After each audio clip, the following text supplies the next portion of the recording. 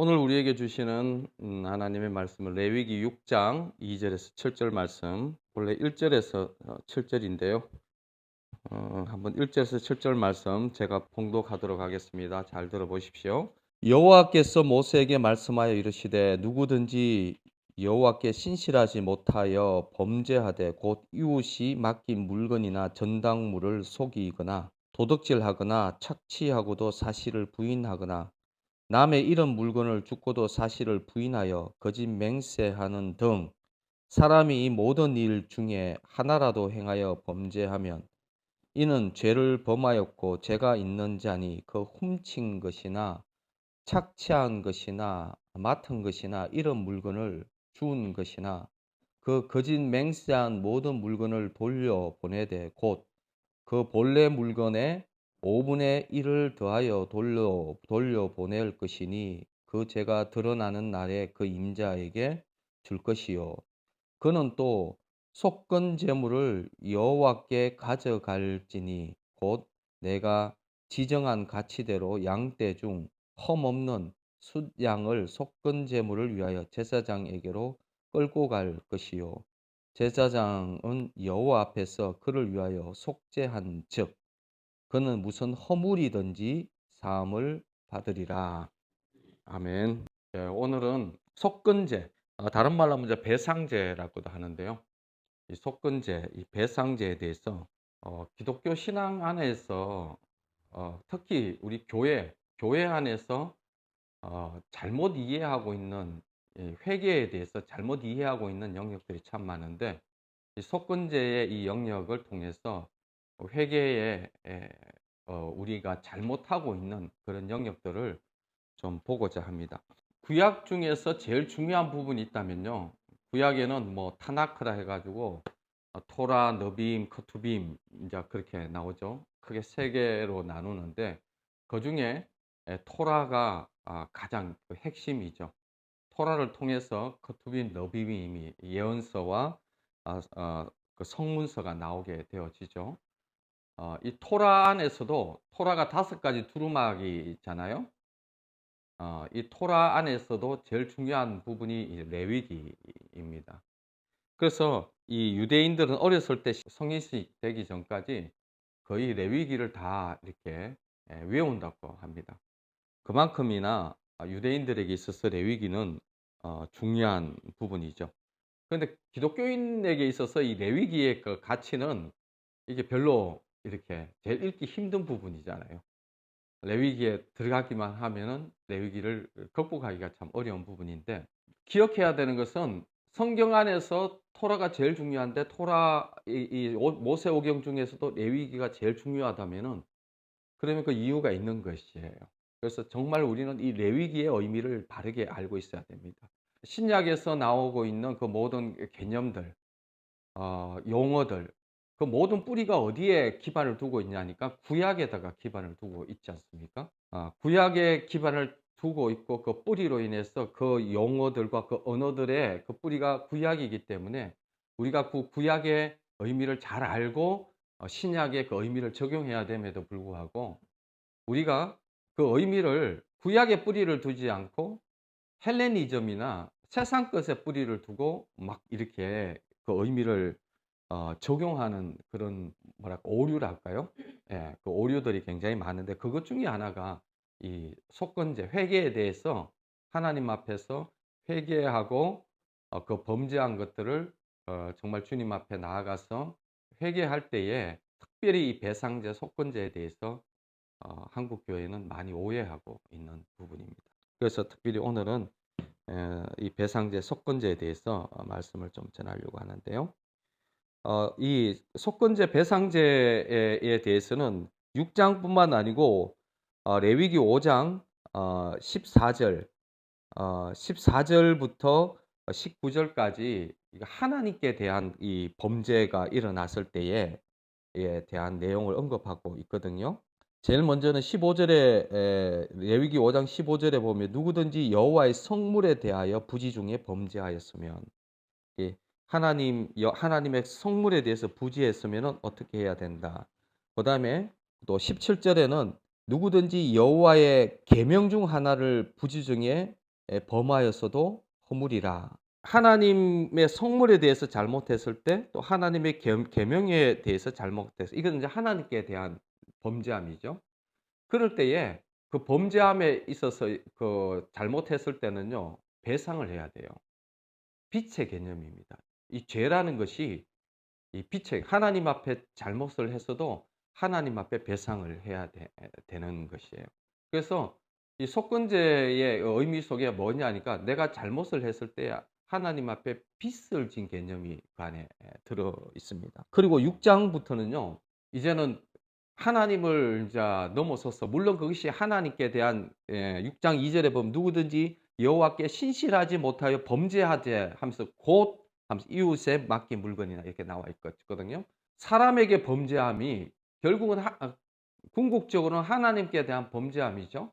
그 하나님께 대한 범죄함인데 이제는 하나님께 대한 범죄함을 넘어서서 사람에 대한 그 범죄가 이제 일어났을 때에 사람에게 잘못했을 때에 어떻게 해야 되느냐에 대해서 6장 1절에서 7절까지가 그 속건제에 대해서 나와 있는데 특별히 우리가 사람에게 잘못했을 때에 어떻게 해야 되느냐 라는 내용들을 우리가 읽어봤습니다. 물론 사람에게 잘못한 것은 우선적으로 하나님께 대한 신실하지 못한 범죄죠. 그리고 신실하지 못하기 때문에 사람들에게 범죄함을 이제 짓는 것입니다. 그 안에 그 당시에 레위기 그 당시에 이스라엘 백성들에게 흔히 일어날 수 있는 사람에게 범죄할 수 있는 그 내용들이 여기에 적혀져 있습니다. 뭐 이웃이 맡긴 물건이나 정담물을 속이거나 도둑질하고 착취하고 또 남의 잃은 물건을 죽고도 사실을 부인하여 거짓 맹세하는 등 이 중에 하나라도 범죄하면은 이를 죄를 범하였고 그것에 그 거짓 맹세한 모든 물건을 돌려보내되 곧 그 본래 물건의 5분의 1을 더하여 돌려보낼 것이니 그 죄가 드러나는 날에 그 임자에게 줄 것이요. 그러니까 본래 그 범죄한 것에 5분의 1을 더해서 배상해야 된다는 거예요. 사람에게 있어서 범죄함도 배상해야 되는 거예요. 하나님께 대한 범죄함도 배상해야. 그 다른 말로 하면 이 죄의 개념이 속건제에 들어와서는요. 빚의 개념이에요. 내가 빚진 거예요. 배상해야 되는 게 있는 거예요. 빚이 진 거예요. 빚이 졌기 때문에 배상해야 돼요. 하나님께 배상해야 되고 또 사람에게 배상해야 되는 개념이에요. 그래서 그 죄 속죄함에 있어서 회개함에 있어서요. 그래서 우리가 속량되었다 하거든요. 속량되었다는 게 뭐냐면 그 빚으로 우리를 갚아 주었다는 거죠. 사람에게 빚을 졌거나 하나님의 빚을 졌거나 빚졌을 때에 하나님이 그것을 갚아 주기도 하고 궁극적으로는 하나님의 백성들은 하나님 앞에 배상해야 되고 사람에게 배상해야 된다는 것이 구약의 개념 속에 특히 레위의 개념 속에 속건제, 배상제 개념 속에 이것이 있습니다. 그래야 어떻게 해요? 죄의 용서함을 받는다는 것입니다. 이것이 그 예수님도 그런 비슷한 얘기를 하셨는데요. 마태복음 5장 23절에서 24절 말씀에 이제 이런 말씀이 있어요. 그러므로 예물을 제단에 드리려다가 거기서 내 형제에게 원망 들을 만한 일이 있는 것이 생각나거든. 그 예물을 제단 앞에 두고 먼저 가서 형제와 화목하고 그 후에 와서 예물을 드리라. 이것이 뭐냐 이게 속건제의 의미 예수님께서 산상수훈 가운데에서 이 내용을 지어 이제 넣어 놨는데요. 이것이 속건제의 의미하고 이렇게 맞물려 있습니다. 예수님께서도 이 회개하는 영역이 무엇인지 그리고 주님 앞에 예배하기 전에 어떻게 해야 되는지 어떻게 해야 우리가 용서함을 받는지에 대해서 정확하게 얘기하고 있죠.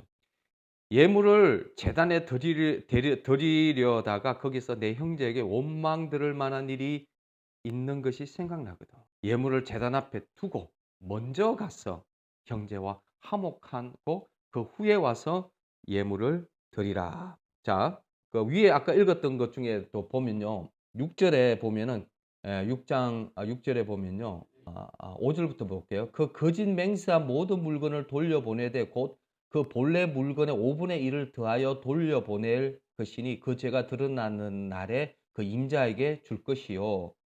그러고 난 다음에 주고 난 다음에 6절에 그는 또 속건 제물을 여호와께 가져갈지니 곧 내가 지정한 가치대로 양떼 중 흠없는 수양을 속건 제물을 위하여 제사장에게로 끌고 갈 것이요 제사장은 여호와 앞에서 그를 위하여 속죄한 후 그는 무슨 허물이든지 사함을 받으리라. 이게 순서가 나와 있어요. 그 잘못을 했으면 배상을 먼저 해야 돼요.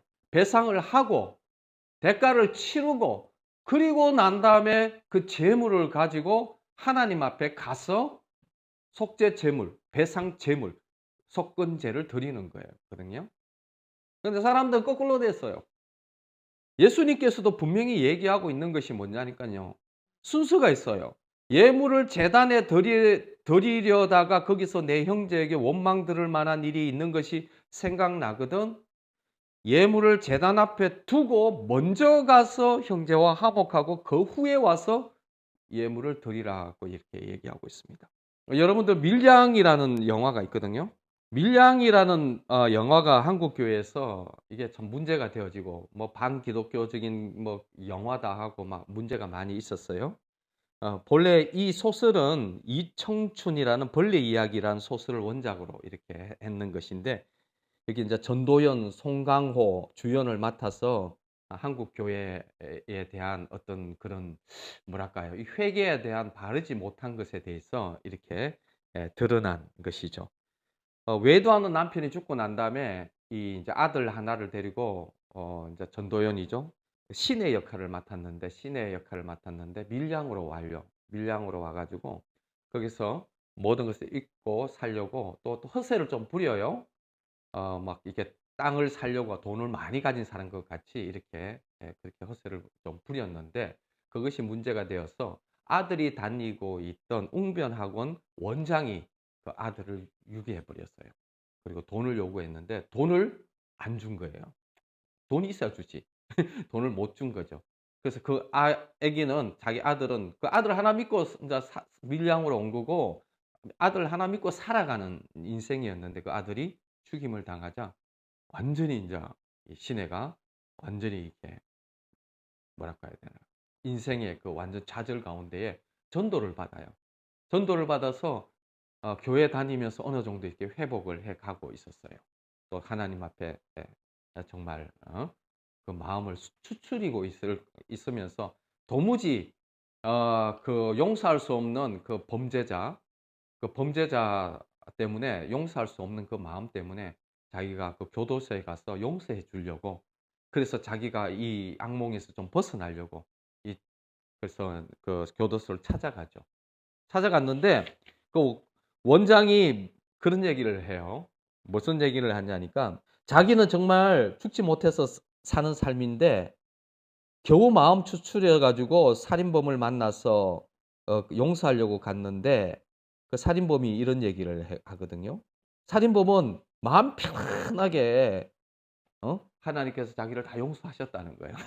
하나님께서 자기를 다 용서하셨고 자기는 평안 가운데 있다고 인제 그렇게 얘기하는 거예요. 그러니깐 이 시내가 그 얘기를 듣고 완전 멘붕에 빠져요. 내가 용서하지 않았는데 어떻게 하나님이 용서하느냐고. 그리고 어떻게 나는 이렇게 악몽 같은 세월 가운데서 겨우 이렇게 나왔는데 어떻게 하나님이 어 저 사람을 용서할 수 있냐고. 그러면서 완전히 그냥 거기서 나오면서 실신해 버리고 그때부터 기이한 행사를 해요. 기도회에 그냥 가라오케를 막 틀기도 하고 그리고 막 뭐 장로를 막 이렇게 유혹하기도 하고 뭐 심지어는 뭐 그 가정 예배 드리는 곳에 구역 예배 드리는 곳에 돌을 던지기도 하는 기이한 그런 일들을 인제 하는 일을 하죠. 어떻게 자기가 용서할 그 내 권리까지도 하나님이 뺐느냐고 뭐 이런 식으로 그러니까 오해를 한 것이죠. 정확하게 밀양은 이 속건제에 대한 잘못된 오해. 한국 교회에서 대부분 밀양뿐만 아니라 그 영화에서 나오는 것뿐만 아니라 오늘날 한국 교인들이 얼마나 잘못 행하고 있는지 하나님 앞에서 어떻게 용서받는 것이 그냥 하나님 앞에만 용서받으면 되는 것 같이 그냥 하나님과의 관계만 해결하면 되는 것 같이 그렇게 생각하는 사람들이 너무 많아요. 그리고 하나님 앞에 용서받은 것만으로 자기가 용서받았다고 착각하는 사람들이 너무나 많습니다. 그렇지 않습니다. 성경은 그렇게 얘기하고 있지 않아요. 밀양의 그것은 기독교의 교리도 아니고 기독교가 얘기하고 있는 그런 회개가 아니에요. 하나님 앞에 용서한 것은 하나님 앞에서 용서를 받을 수 있어요. 나아가서. 아까도 그 레위기에서 말씀을 드렸지만 성물에 대해서는 하나님의 계명에 대해서 잘못했을 때에 하나님 앞에서도 그것을 어떻게 해요? 배상해야 돼요. 하나님 앞에서 배상해야 돼요.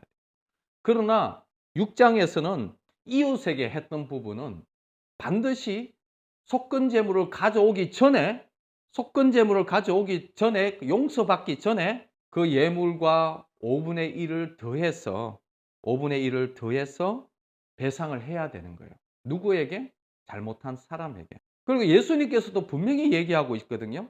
예물을 제단에 드리려다가 거기서 내 형제에게 원망 들을 만한 일이 있는 것이 생각나거든. 예물을 제단 앞에 두고 먼저 가서 형제와 화목한 후에 와서 예물을 드리라. 이게 속건제 의미거든요.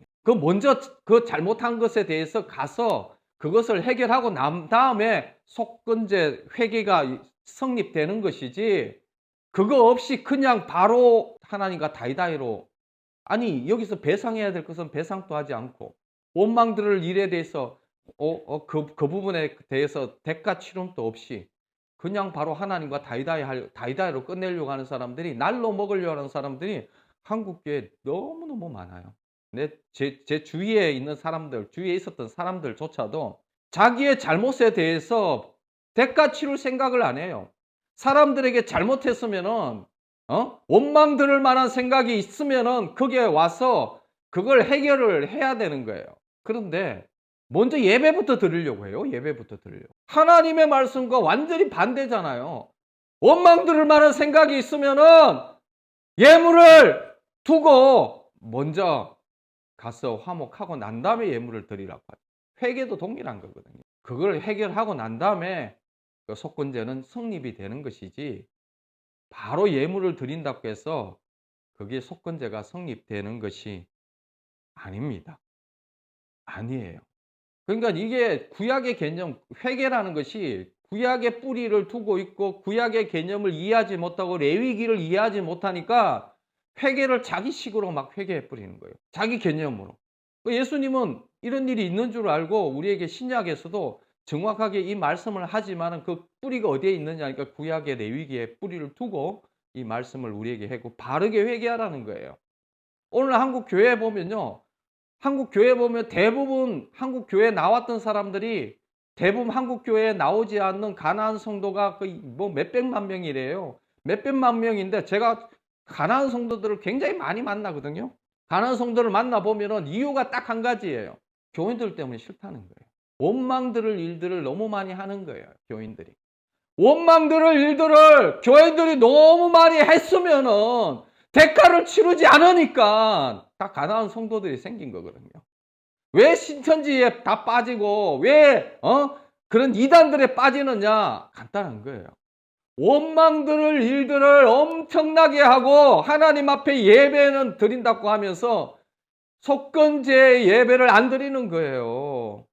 가서 그리스도인이 성령의 열매가 뭐예요? 성령의 열매라는 것이 정말 하나님과 바른 관계가 섰을 때에 성령의 열매가 나타나는데, 그게 다 보면은 거의 다 관계에 대한 거예요. 사랑과의 관계에 대한 거예요. 그 사람들과의 그 관계성 속에서 득이 되지 못하는 일들을 엄청나게 하고 있는 거예요.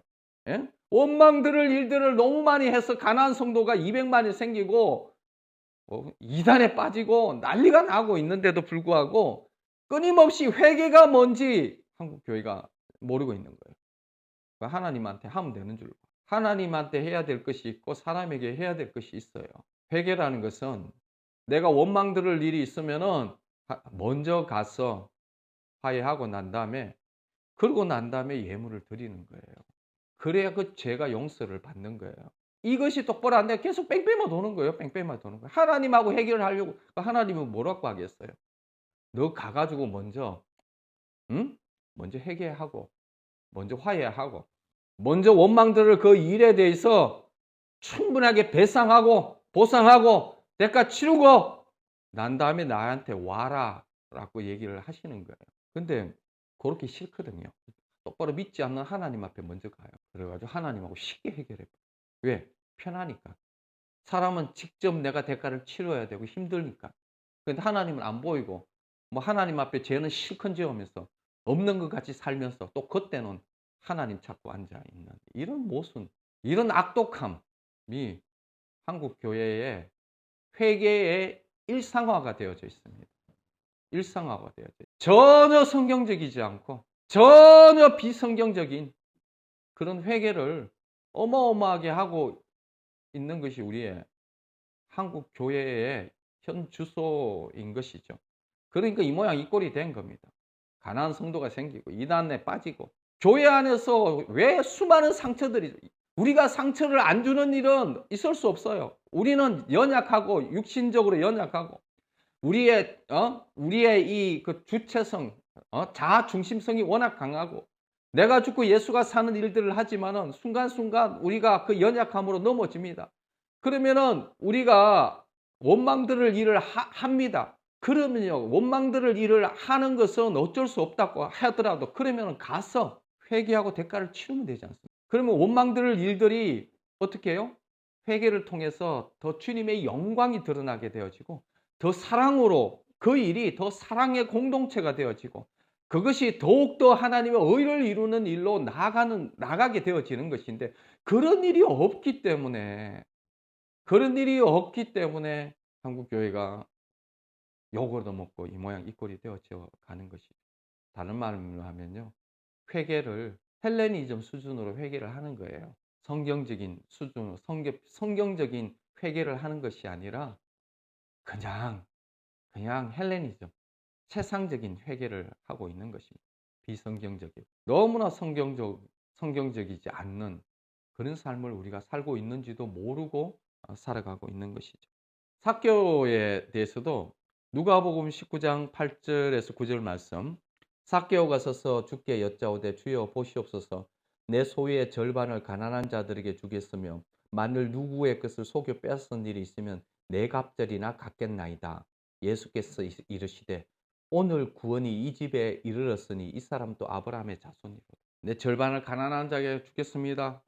그리고 만일 내가 누구의 것을 속여 빼앗은 일이 있으면은 내 갑절이나 사실 5분의 1만 줘도 되는데 5분의 1만 줘도 되는데 내 갑절이나 갚겠다고 하는 거예요. 다른 말로 하면요. 이게 5분의 1이라는 것이 예? 이게 딱 정해진 게 왜냐하면은 그렇게 배상을 하라는 거죠. 빚졌다는 거예요. 그래서 그렇게 명시해 놓은 것이 있지만은 주님께서는 그 마음을 원하시는 것이죠. 그 마음을 원하시죠. 이 삭개오의 그 마음을 주님이 어떻게 해요? 기쁨으로 받은 거예요. 그래서 뭐라고 하냐? 구원이 이 집에 이르렀다. 이 사람도 아브라함의 자손이에요. 삭개오가 분명하게 회개가 뭔지 바른 속건제의 회개를 하고 있는 거잖아요. 그래서 뭐라고 합니까? 예, 이 사람도 아브라함의 자손이 구원이 이루어졌다고 죄 용서의 선포를 하고 있지 않습니까? 죄 용서의 선포가 이루어지고 있는 것입니다. 자, 보세요. 제일 처음에 읽었던 마지막 7점.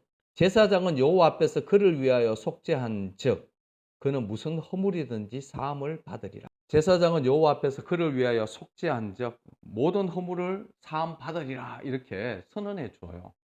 선언해 주는데 예수님께서도 동일하게 속건제 그것이 속건제라는 의미를 부여하듯이 예수께서 이르시되 오늘 구원이 이 집에 이르렀으니 이 사람도 아브라함의 자손이라고 정확하게 선포해 주시는 거거든요. 다른 말 속건제 그 배상하고 난 다음에 속죄 제물을 드리면은 제사장이 와서 그거를 선포해 줘요. 사함을 받았다고 제사장이. 하나님께서 확정시켜 주시는 거거든요. 하나님이 인정해 주셔야 돼요. 지금 예수님께서 지금 삭개오의 그 잘못에 대해서 그 배상에 대해서 선포해 주고 계시는 거예요. 예수께서 이르시되 오늘 이 구원이 이 집에 이르렀으니 이 사람도 아브라함의 자손. 정확하게 속건제의 순서의 제일 마지막 부분. 하나님이 인정하는 제사여야 된다. 회개여야 된다. 하나님께서 인정하는 회개. 마지막에 제사장이 그 모든 일 절차들을 보고 왔을 때 너는 사함을 받았다고 제사장이 이렇게 선언해 주고 선포해 주거든요. 동일하게 예수님께서 삭개오에 대해서 선언해 주고 선포해 주고 있습니다. 하나님께서 인정하는 회개, 하나님께서 인정하는 제사, 회개를 얘기하고, 하나님께서도 선포도 안 하고 인정도 안 하는데 배상도 하지 않고 그냥 날로 먹고 날로 회개하려고 하는 그 밀량의 운병 원장같이, 그 사람은 용서받은 게 아닙니다. 그 사람은 성경적으로 용서받은 게 아니에요. 그 사람이 배상을 해야 되는 거예요. 자기 인생 전부를 걸어서 그 시내에 대한 그 잘못에 대해서 자기 인생 전부를 걸어서 배상을 하고 난 다음에 그래야 용서를 받는 거예요. 그 배상도 하지 않고 어떻게 용서를 받아요? 하나님 거기에 대해서 하나님께서 용서 회개에 대해서 선언해 주실 것 같아요? 누가 그걸 성경적으로 선언해 준다고 누가 그렇게 하는? 이게 밀량이라는 것은, 밀량의 영화는 굉장히 비성경적인 부분을 다루고 있고, 또한 비성경적으로 살아가고 있는 한국 교회의 현상을 다루고 있는 거예요. 왜 비성경적으로 그렇게 살아가느냐는 거예요. 우리 속에 그런 것은 없습니까? 우리 안에 이런 잘못된 회개의 개념들은 가지고 있지 않습니까? 그냥 하나님만 용서받으면 다 용서받는다, 그렇게 착각하고 살아가고 있지는 않습니까? 그런 거 없습니다. 대가 다 치르고 배상 다 해야 돼요. 대가 치르고 배상 다 하셔야 돼요. 그래야 하나님의 용서가 선포되는 겁니다. 하나님에게 잘못하고 계명에 대한 잘못한 것은요, 하나님 앞에 배상하면 돼요. 하나님 앞에 나가서 하나님과의 관계성 속에서 잘못을 회개. 그러나 사람한테 했던 부분들은요, 간단한 게 아닙니다. 첫 번째는 하나님 앞에 신실하지 못함이고, 두 번째는 그 사람에 대해서 배상을 해야 됩니다. 예수님도 정확하게 그렇게 얘기하고 있지 않습니까? 예물을 드리기 전에 먼저 화목을 하고, 원망 들을 만한 일이 생각이 나거든 먼저 화목하라고 하는 것이죠. 회개를 바르게 하는 우리의 삶이 되기를 원합니다. 그래서 죄는, 관계적인 죄는요, 함부로 짓는 게 아닙니다. 그러니까 실수를 조심해야 돼요. 말을 조심해야 되고, 행동을 조심해야 되고, 실수를 조심해야 되는 것입니다. 그래서 하나님과의 이 관계를 바르게 한다는 거. 속건제, 속죄제뿐만 그 모든 제사가 뭐냐니까요. 저번에도 말씀드렸지만은 나의 죄가 전가되어져서 양이라든지 뭐 소라든지 비둘기가 내가 되어져서 나의 죄가 철저하게 분리되어지고 제거되어지고 태워져서 완전하게 소멸되는 과정.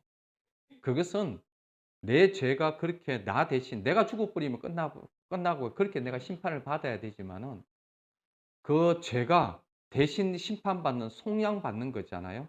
그러면은 내 죄가 그렇게 심판을 받는다는 것이죠. 응? 그러면 내가, 하나님께서 원하는 것이 뭐냐면 다윗이 그래가 통회하는 마음. 그렇게 동일하게, 응? 동일하게 그런 마음으로 죄가 처리되어져야 된다는 것이죠. 그렇게 되었을 때 어떻게 해요? 하나님 정결하게 되어지는 것이죠. 그렇게 되어졌을 때 정결하게 되어져. 정결이 끝이 아니라고 했죠. 정결은 이제 시작도 아니라, 이제 정결하게 되었을 때는 거룩한 하나님을 만날 수 있는 관계가 되어진 거죠. 그래서 하나님을 만날 때에 하나님과의 교제가 시작되어지고, 하나님과 깊은 교제가 있을 때 그 거룩한 하나님을 만났기 때문에 우리가 거룩하게 되어진 거죠. 그래서 그때 비로소 하나님의 백성이 되어지는 것이죠. 하나님의 만남이 없다? 그럼 아무것도 아닌 거예요. 하나님과 깊은 관계, 하나님과의 만남이 거룩한 백성이 되어지고, 제사장 나라가 되어지는 거고, 하나님의 백성이 되어 하나님의 자녀가 되어지는 것이죠. 그렇게 될 때 어떻게, 그 거룩한 하나님을 만났을 때 어떻게 되어집니까?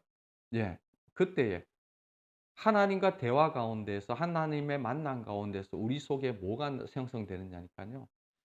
내 안에 성령의 열매가 형성되어지고 주님의 그 거룩함이 드러나는 거죠. 거룩함이 드러나는 것이죠. 하나님의 형상이라는 것이 다른 것이 아니지 않습니까? 하나님의 형상이라는 것이 하나님이 드러나는 장소거든요. 우리가 하나님의 성전이라고 한 것은요, 하나님의 성령이 나타나고 하나님이 드러나는 장소, 하나님의 형상이 드러난. 그래서 하나님의 성령의 열매가 면, 성령의 열매는 하나님의 거룩한 하나님을 만날 때만, 하나님과의 친밀한 교제가 될 때만 비로소 성전이 되어지고 하나님 성령의 열매가 맺히게 되어지는 것이죠. 그래서 이스라엘 백성들이 뭐에 대해서 실패하였습니까? 이사야서, 예레미야 할 것 없이 수많은 12소 선지서에서 에스겔뿐만 아니고 12소 선지서에서 무엇을 얘기하고 있습니까? 무엇에 대한 실패입니까? 제사 형식은 있었죠. 뭐로 드러나지 않은 것입니까? 미처바처와 차닥, 공의와 의가 드러나지 않았던 것이죠. 하나님을 만나고 정결하게 되었으면 이제는 하나님을 만나고 하나님과 교제가 이루어나면 그 속에서 일어나는 공의와 정의와 의가 드러나야 되는데 그 공의와 정의와 의는 어디에 드러나는 겁니까? 개인에게 드러나는 것이 아니라 이웃에게 드러나는 것이죠. 그 공동체 안에 공의와 정의가 드러나게 되어지고 거기에서 소외된 과부와 고아가 혜택을 받게 되어지고 가장 낮은 자리까지도 그 공의와 정의가 흘러가게 되어지고 그들 속에서 하나님의 사랑을 느끼게 되어지고 하나님의 사랑이 어디까지 미치게 되어지냐니까 가장 밑바닥까지 미치게 되어지는 그런 공동체가 되어지는 것이 바로 하나님이 원하시는 공동체였던 것이죠. 어떻게 가능합니까? 거룩하신 하나님을 만나서. 그런데 이스라엘 백성들이 왜 아수르에 망하고 바벨론에 포로되어지고 멸망했습니까? 왜 성전이 파괴되었습니까? 예배 형식은 있는데 하나님의 만남은 없는 거예요. 하나님을 만났다고 하는데 하나님이 아닌 거예요. 미츠바츠와 차다크가 없어요. 공의가 없는 거예요. 정의가 없는 거예요.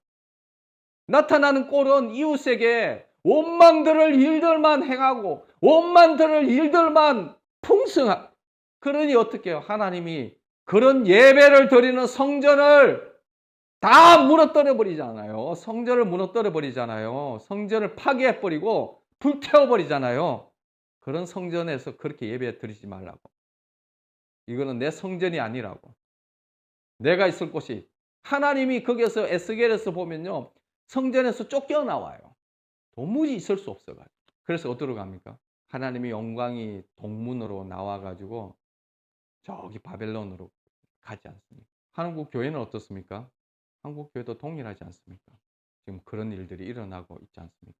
예배는 있는데 공의와 정의와 하나님의 그 사랑이 그 밑바닥까지 흘러가느냐는 거예요. 하나님과 다이다이로만 할 줄 알지 이웃에게까지 공동체까지 어디 흘러가고 있습니까? 다 원망들을 일밖에는 없는 어떤 그런 삶 가운데에 살아가고 있습니다. 회개라는 게 여러분들요 그냥 하나님 앞에 가서 회개 잘못했어요 눈물 흘리고 감정적으로 그냥 조금 잘못했어요 가론 유다도 잘못했다는 게 너무 잘못해가지고요 잘못했다는 걸 뉘우치가 자살해서 죽어요. 그거 회개 아닙니다. 그런 걸 회개라고 하지 않습니다. 감정적인 것 눈물 좀 흘리는 것 그런 것이 회개가 아니고 배상하세요. 하나님 앞에 한 거는 뭐 그렇게 해도 돼요. 그러나 사람에게 한 것은 그것만으로 되는 게 아니고 배상하세요. 책임지세요. 대가 치르세요. 날로 먹지 마시고 그 회개 아니에요. 회개 안 됩니다. 하나님의 선포가 용서받았다고 제사장이 그거 용서 안 해줍니다.